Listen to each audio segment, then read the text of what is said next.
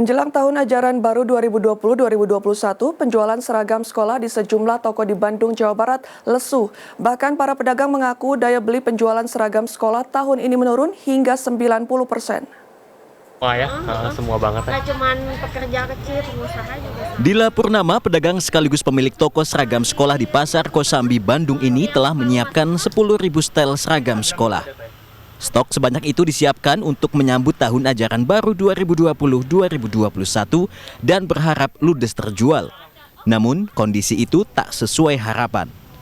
Sejak toko dibuka kembali awal Juni lalu, hanya sekitar 50 setel seragam sekolah terjual. Padahal, jika dibandingkan periode yang sama tahun lalu, terjadi peningkatan penjualan seragam sekolah. Menurut Dila, sepinya pembeli karena belum ada kepastian kapan sekolah akan kembali dibuka. Sedikit responnya sih, karena ya itu masih orang tua masih pada ragu apakah ini sekolah mau Juli Agustus ini ataukah tahun depan, kan belum ada keputusan ya. Jadi kurang sih, dari online juga nggak begitu. Hal yang sama juga dialami pedagang seragam sekolah lain di Jalan Peta, Nyimas Sacih. Bersama suaminya, Nyimas tengah menunggu pembeli yang tak kunjung datang. Ia mengaku kehilangan pembeli hingga 90% karena tidak ada kepastian kapan sekolah kembali dibuka. Bahkan, akibat sepinya pembeli, Nyimas terpaksa merumahkan 4 orang karyawan. Ya kalau stok mah untuk semua kelas, dari kelas 1 sampai kelas dari SMA juga udah banyak sih gitu. Cuman ya nggak bisa ditentuin sih, cuman stoknya udah banyak kayak gitu. Pastilah kalau musim ramai ketutup gitu. Tapi kalau karena gini ya jadi belum keluar sih. Gitu. Sepinya permintaan seragam sekolah ini turut berimbas pada pengusaha konveksi. Salah seorang pengusaha konveksi yang khusus memproduksi seragam sekolah sejak 1977, Lilis Tini, mengaku kehilangan 90% pelanggan.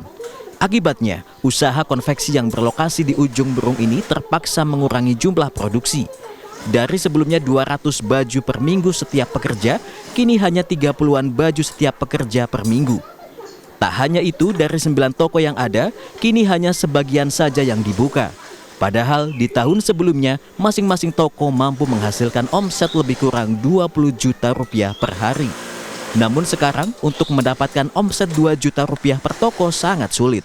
Hal ini membuat Lilis harus berpikir ulang untuk memproduksi barang. Wah, jauh mas.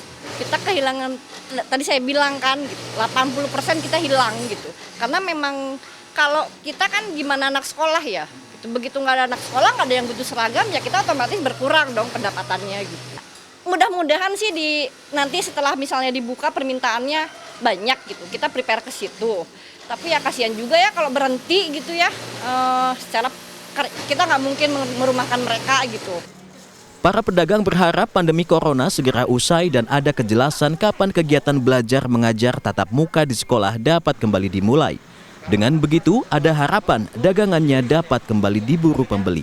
Tim Liputan CNN Indonesia, Bandung, Jawa Barat.